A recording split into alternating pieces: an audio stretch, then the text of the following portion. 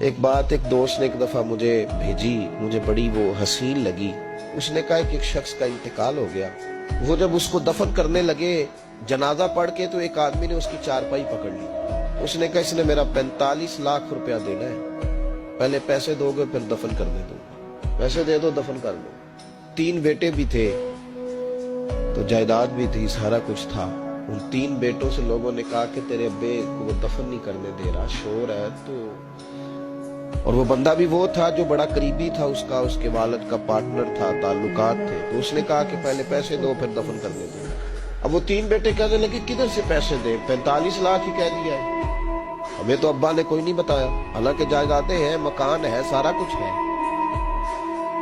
تو بھائی ہم کدھر سے دے؟ چلو 2-4 لاکھ کی ٹھیک ہے، وہ تھوڑا سا کرے نرم رویے کو تو ہم کرتے ہیں، شور تو ہے، لیکن کدھر سے دے 45 لاکھ؟ جب بات بہت تیز ہو گئی، شور ہو گیا، وہ انسان مجنون بن کے اس نے چارپائی تھامی ہوئی ہے، کہتا نہیں پہلے پیسے دو گے پھر دفن کرنے دوں گا۔ 3 بیٹے تھے تو ایک بیٹی بھی تھی، بیٹی کو گھر میں پیغام گیا کہ تیرے ابا کو دفن نہیں ہونے دیتے، اس نے سارا زیور اتار کے بھیج دیا۔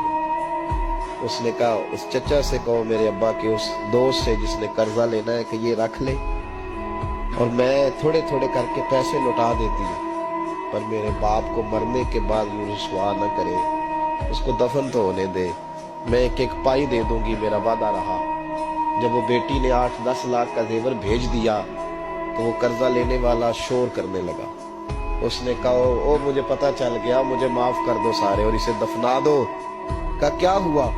تو وہ کہنے لگا میں نے اس سے 45 لاکھ لینا نہیں تھا، میں نے دینا تھا، تو میں غور کر رہا تھا کہ اگر تو میں نے اعلان کر دیا نا کہ 45 لاکھ میں نے دینا ہے تو 110 نکل آئیں گے وارث کہ مجھے بھی دو مجھے بھی دو، تو میں نے یہ رویہ اس لیے اختیار کیا ہے کہ میں دیکھو اس کا اصل وارث ہے کون۔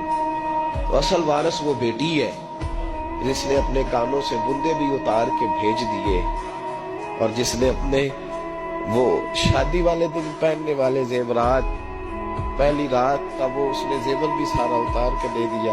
اس نے کہا کہ باپ کا کفن میلا ہو جائے، تو اصل وارث وہ بچی ہے۔